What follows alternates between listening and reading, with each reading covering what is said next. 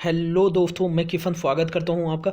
आज हम पढ़ने वाले हैं 2 दिसंबर 2020 के इम्पॉर्टेंट करंट अफेयर्स के बारे में, जिसमें मोस्ट इम्पॉर्टेंट क्वेश्चन इंक्लूड होंगे करंट अफेयर से रिलेटेड। तो चलिए स्टार्ट करते हैं आज का पहला क्वेश्चन।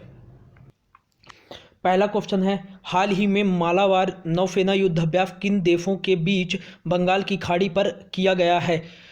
ए भारत, बी जापान, सी ऑस्ट्रेलिया, डी अमेरिका, ई उपयुक्त सभी। तो इसका जो राइट आंसर होगा उपयुक्त सभी। 2020 में 4 देशों के बीच मालाबार युद्धाभ्यास हुआ है। जापान, इंडिया, यूएसए और ऑस्ट्रेलिया के बीच में। 2020 के पहले यह युद्धाभ्यास 3 देशों के बीच में किया जाता था। कौन कौन से? Japan plus India plus USA के बीच में।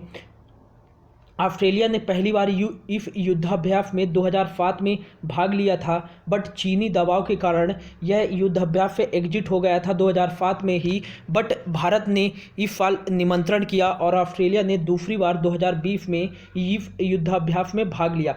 यह युद्धाभ्यास मालाबार युद्धाभ्यास पहली बार 1992 में भारतीय नौसेना और अमेरिका की नौसेना के बीच में किया गया था। इस युद्धाभ्यास में जो जापान ने भाग लिया, पूर्ण स्थायी सदस्य बना इस युद्ध का, वो 2015 में जापान ने इस युद्ध का पूर्ण स्थायी सदस्य बना था। कुछ और जो इम्पोर्टेंट युद्धाभ्यास हैं, एक युद्धाभ्यास है नौसेना का बोंगो सागर युद्धाभ्यास, नौसेना युद्धाभ्यास। यह भारतीय नौसेना और बांग्लादेश की नौसेना के बीच में बंगाल की खाड़ी में किया गया था। एक जो और इम्पोर्टेंट एक्सरसाइज है, नेवी एक्सरसाइज, वो है परफेक्ट एक्सरसाइज, जो ऑस्ट्रेलिया की रॉयल नेवी के बीच और प्लस इंडियन नेवी के बीच में हिंद महासागर में संपन्न हुई। और जो अगला जो इम्पोर्टेंट एक्सरसाइज है वह है इंदिरा नेवी। यह बंगाल की खाड़ी में हुई है।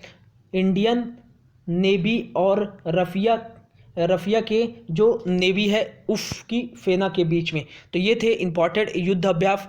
आज का जो दूसरा क्वेश्चन है करंट अफेयर्स का, वह है हाल ही में किस राज्य में 1 से 5 दिसंबर तक हॉर्नबिल त्यौहार का आयोजन किया जा रहा है? तो इसका जो राइट आंसर होगा वह है नागालैंड में दोस्तों 1 से 5 दिसंबर तक फर्स्ट टाइम हॉर्नबिल उत्सव का 21 नंबर का हॉर्नबिल उत्सव आयोजन किया जा रहा है।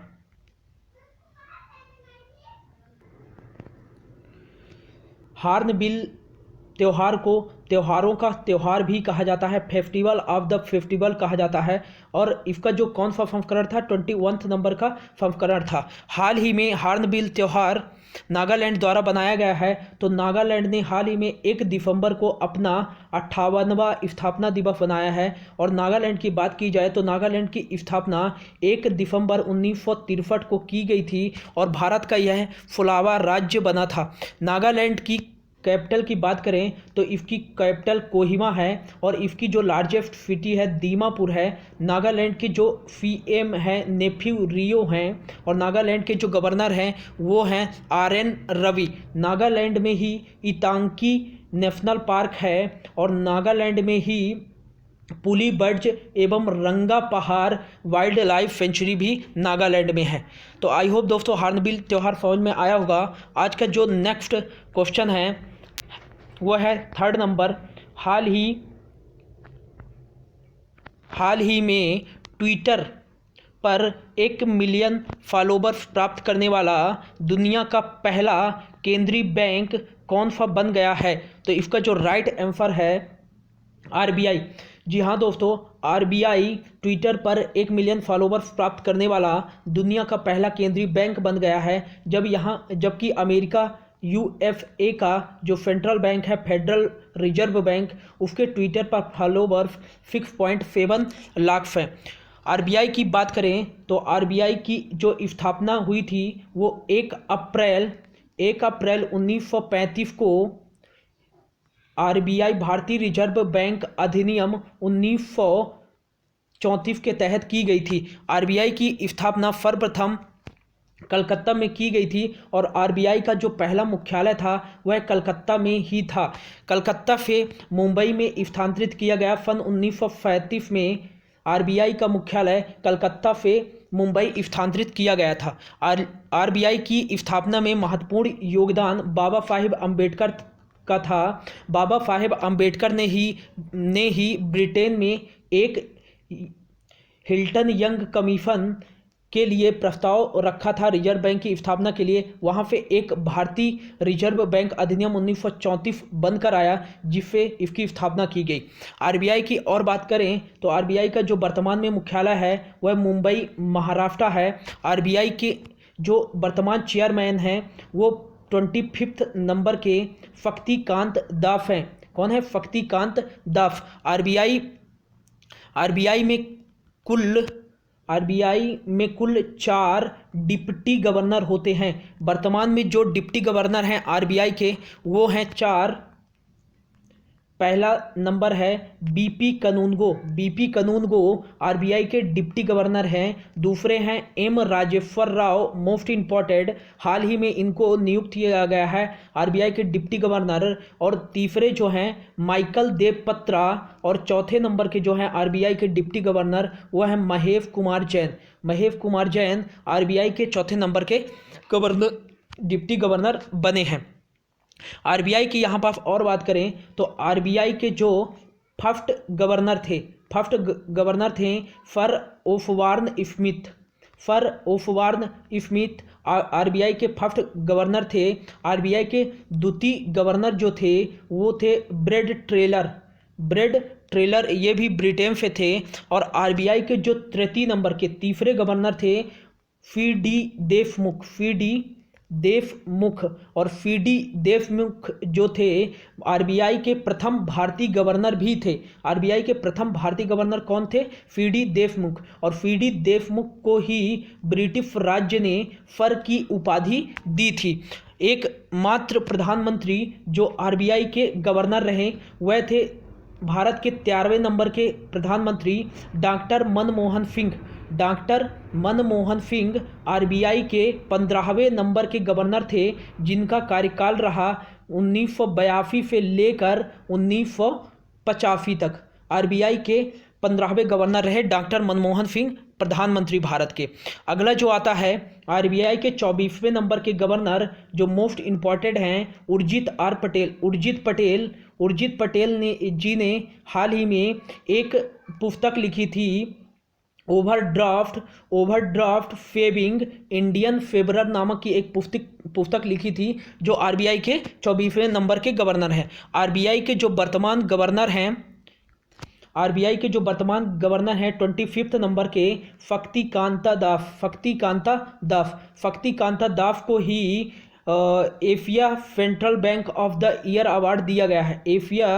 Asian central bank of the year का अवार्ड शक्तिकांत दास को दिया गया है 2020 में। ये था दोस्तों आरबीआई से संबंधित कुछ इंपॉर्टेंट फैक्ट। तो अगला क्वेश्चन जो आता है हमारा 4th नंबर का वो है 4th नंबर का जो क्वेश्चन है हाल ही में कैम्ब्रिज डिक्शनरी ने किस नाम को 2020 का वर्ड ऑफ ईयर घोषित किया है? तो इसका जो राइट आंसर हो जाएगा वो क्वारंटाइन हो जाएगा। यहाँ पर जो पहला नंबर ए पर दिख रहा है वो अपसाइक्लिंग दिख रहा है। तो कैम्ब्रिज डिक्शनरी ने इसे अपसाइक्लिंग को 2019 का वर्ड ऑफ द ईयर घोषित किया था। जबकि क्लाइमेट एक्सचेंज ऑक्सफोर्ड डिक्शनरी जो है वो 2019 का English word of the year घोषित किया गया था ऑक्सफोर्ड डिक्शनरी द्वारा। क्लाइमेट चेंज को 2020 में ऑक्सफोर्ड डिक्शनरी ने अभी कोई वर्ड घोषित नहीं किया है। अगला जो आता है संविधान को भी ऑक्सफोर्ड डिक्शनरी ने 2019 में Hindi word of the year घोषित किया था। 2018 की बात करें तो ऑक्सफोर्ड डिक्शनरी ने 2018 में ऑक्सफोर्ड डिक्शनरी ने जो टॉक्सिक शब्द को वर्ड ऑफ द ईयर घोषित किया गया था। नेक्स्ट क्वेश्चन है 5th नंबर का वो है 5th नंबर का जो क्वेश्चन है आज का मोस्ट इंपॉर्टेंट क्वेश्चन है। इसरो के गगनयान मिशन के लिए कौन सा देश अस्थायी ग्राउंड स्टेशन ट्रैकिंग सुविधाओं की मेजबानी करेगा? रूस ए नंबर, बी अमेरिका, सी ऑस्ट्रेलिया, डी जापान। तो इसका जो राइट आंसर होगा वो होगा ऑस्ट्रेलिया। इसरो के बारे में बात करते हैं तो इसरो का पुराना जो नाम है इनको स्पार इसरो का पुराना नाम है, जिसका फुल फॉर्म होता था Indian national committee for space research. ISRO के जो संस्थापक थे, इसरो के संस्थापक विक्रम अम्बलाल साराभाई थे, विक्रम अम्बलाल साराभाई। और इसरो की जब स्थापना की गई, इसरो की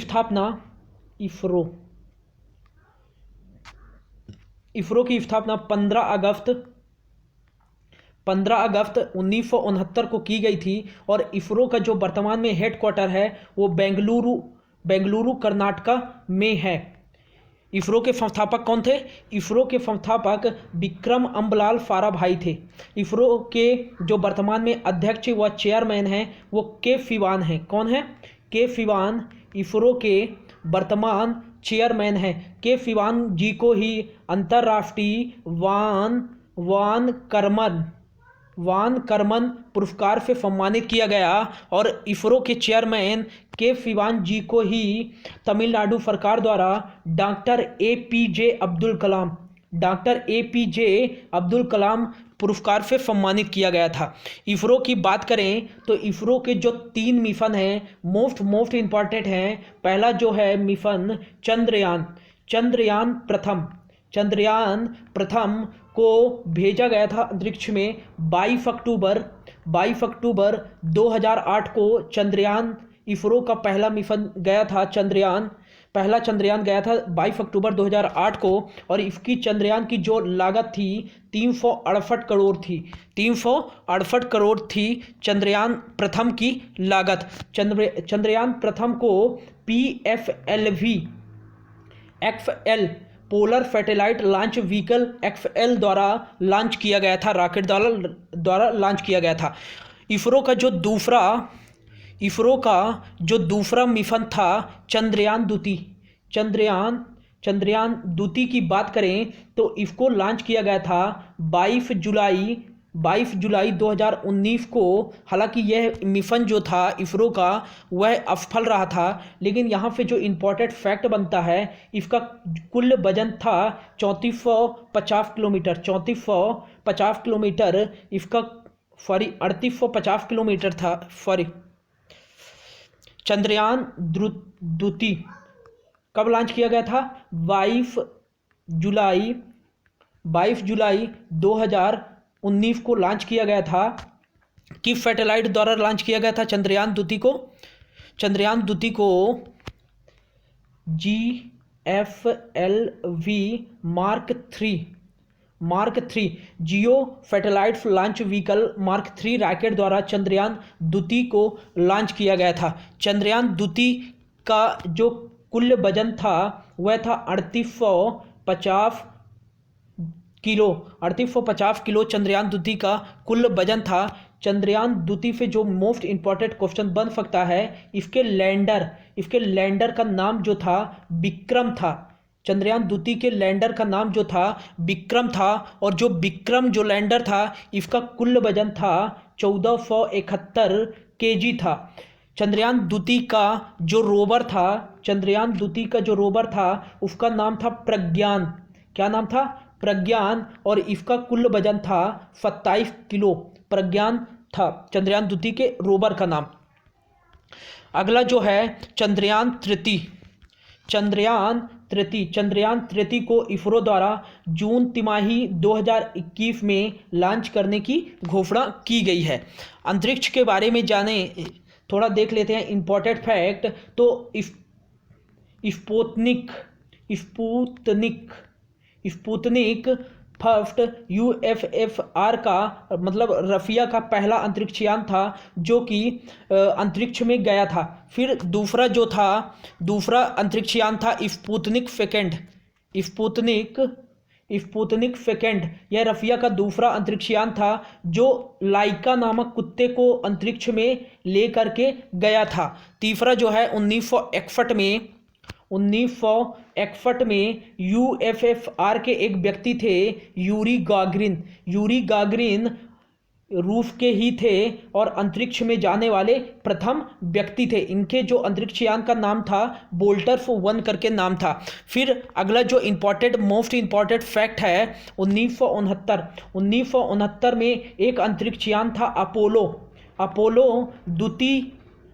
द्वितीय में यूएसए अमेरिका के एक व्यक्ति थे नील आर्मस्ट्रांग यह चंद्रमा की सतह पर जाने वाले प्रथम व्यक्ति थे दुनिया के। तो दोस्तों आई होप आपको पूरा समझ में आया होगा। अगला जो क्वेश्चन है हमारा वह है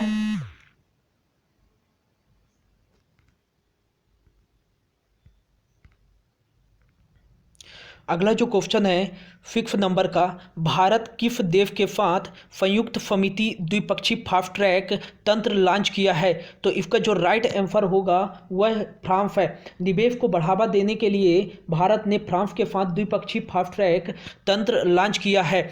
निवेश की दृष्टि से देखें तो भारत का सबसे बड़ा एफडीआई वाला जो देश है वो है सिंगापुर सेकेंड नंबर पे है। वो यूएसए अमेरिका के से सबसे ज़्यादा भारत में एफडीआई आता है। सबसे ज़्यादा एफडीआई भारत में कहाँ से आता है? सिंगापुर से, सेकंड अमेरिका से। और जो फ्रांस का जो नंबर है एफडीआई में भारत के लिए वो 7th नंबर का है। नेक्स्ट क्वेश्चन है 7th नंबर का, वो है हाल ही में किस देश के साथ भारत ने किस देश के साथ पर्यावरण और जैव विविधता में सहयोग के लिए समझौता किया है? तो इसका जो राइट आंसर होगा वह है थाईलैंड या सिंगापुर, बांग्लादेश या फिनलैंड। इसका जो राइट आंसर है फिनलैंड। भारत ने फिनलैंड के साथ पर्यावरण और जैव विविधता के सहयोग के लिए एक समझौता किया है। फिनलैंड की राजधानी देखें तो यहाँ की राजधानी जो है हेलसिंकी है। फिनलैंड की जो करेंसी है वो यूरो है। फिनलैंड के जो पीएम हैं सना मारिन वर्ल्ड यंगेस्ट पीएम हैं सना मारिन फिनलैंड की। और फिनलैंड वर्ल्ड हैप्पीनेस इंडेक्स में टॉप पर है। फिनलैंड वर्ल्ड हैप्पीनेस इंडेक्स पे टॉप पर है। फिनलैंड से एक जो इम्पॉर्टेंट फैक्ट आता है वह आता है 11 अक्टूबर को फिनलैंड के प्रधानमंत्री सना मारिन ने 11 अक्टूबर को क्या था, अंतर्राष्ट्रीय बालिका दिवस के अवसर पर वहाँ की एक बच्ची 16 वर्षीय बच्ची को लैंगिक समानता के बारे में जागरूकता फैलाने के लिए एवा मुर्टो को एक दिन का फिनलैंड का पीएम बनाया गया था। नेक्स्ट क्वेश्चन है 8th नंबर का, हाल ही में बहरीन ग्रांड प्रिक्स 2020 का खिताब किसने जीता है? तो इसका जो राइट आंसर होगा वह होगा Lewis Hamilton. Bahrain Grand Prix 2020 का खिताब लुईस हैमिल्टन ने जीता है। और लुईस हैमिल्टन की बात करें तो यह ब्रिटेन से हैं और ये मर्सिडीज ड्राइवर फार्मूला 1 के ड्राइवर हैं। लुईस हैमिल्टन की बात करें तो लुईस हैमिल्टन ने Hungarian grand prix, Spanish grand prix और ब्रिटेन ग्रैंड प्रिक्स, तुर्की ग्रैंड प्रिक्स और पुर्तगाल grand prix, Belgium grand prix अपने नाम किया है 2020 का।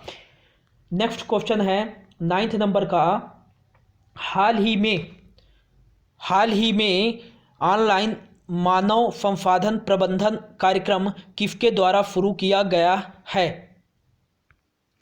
तो इसका जो राइट आंसर है वो है इंडियन रेलवे मंत्री जो हैं वो पीयूष गोयल हैं। कोल मिनिस्ट्री भी है, इनकी कॉन्स्टिट्यूंसी है महाराष्ट्र।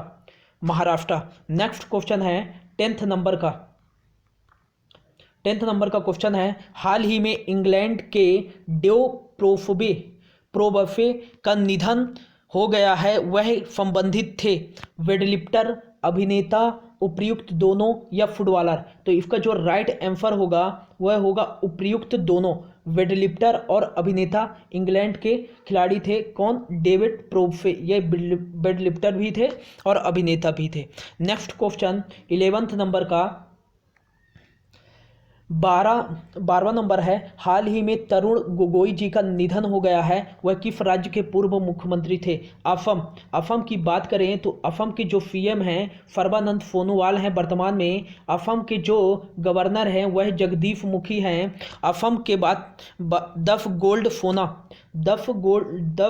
ग्राम का सोना वितरित कर रहा है कौन? Assam. Assam. One family one job योजना भी किसने लॉन्च की थी? असम ने लॉन्च की थी। असम की बात करें तो असम में ही है काचीरंगा नेशनल पार्क, काचीरंगा, मानस नामेरी, काचीरंगा, मानस नामेरी और ओरांग नेशनल पार्क जो है असम में है। अगला जो क्वेश्चन है 13th नंबर का वह है फीफा विश्व कप विजेता खिलाड़ी डियानो मैराडोना का निधन हो गया है। वह किस देश से थे? तो इसका जो राइट आंसर है अर्जेंटीना से थे। फीफा विश्व कप की बात करें तो फीफा विश्व कप 2018 का आयोजन रूस में किया गया, जिसमें सर्वश्रेष्ठ खिलाड़ी का अवार्ड लुका मैड्रिक को दिया गया था। कौन? लुका मैड्रिक को। और लुका मैड्रिक जो हैं क्रोएशिया के खिलाड़ी हैं। परफेक्ट वैल्यूएबल जो प्लेयर था लुका मैड्रिक क्रोएशिया के खिलाड़ी हैं। और 2018 का जो फीफा विश्व कप है 2018 का, वो विजेता टीम जो बनी थी वह फ्रांस की थी। फ्रांस की। फीफा वर्ल्ड कप की बात करें तो 2022 का फीफा वर्ल्ड कप कहाँ आयोजित किया जाएगा? कतर में किया जाएगा। कतर में 2022 का फीफा वर्ल्ड कप खेला जाएगा। और वहीं 2026 का FIFA world cup Canada, USA और मैक्सिको में खेला जाएगा। कनाडा, यूएसए, मैक्सिको में खेला जाएगा। कनाडा, यूएसए, मैक्सिको उत्तर महाद्वीप के तीनों देश हैं। फीफा की बात करें तो फीफा का जो फुल फॉर्म होता है फेडरेशन इंटरनेशनल दी फुटबॉल एसोसिएशन, फीफा का फुल फॉर्म होता है। इसकी स्थापना जो की गई थी 1904 में। और फीफा के हेडक्वार्टर जो है ज्यूरिख स्विट्जरलैंड में है। अगला जो नेक्स्ट क्वेश्चन है वो है 14th नंबर का। हाल ही में 1 दिसंबर को विश्व एड्स दिवस बनाया गया है। इसकी थीम क्या थी? तो इसका जो राइट आंसर है ए नंबर ग्लोबल सॉलिडेरिटी फॉर कोविड-19 या एड्स ड्यूरिंग कोविड-19 या HIV वायरस फॉर एड्स या D number global solidarity resilient HIV services. तो इसका जो राइट आंसर है थीम थी global solidarity resilient HIV service. इसका जो थीम था 1 दिसंबर को विश्व एड्स दिवस बनाया गया था। इसकी थीम क्या थी? D number. अगला जो क्वेश्चन है 15th नंबर का वो है सीमा सुरक्षा बल BSF का 56वां स्थापना दिवस बनाया गया है। किस दिन बनाया गया है? तो इसका जो राइट आंसर है वो 1 दिसंबर को बनाया गया है। तो दोस्तों ये थे आज के 15 most important question. Thanks for watching. यदि आपको अच्छा लगा हो तो शेयर जरूर करिएगा। Thank you so much for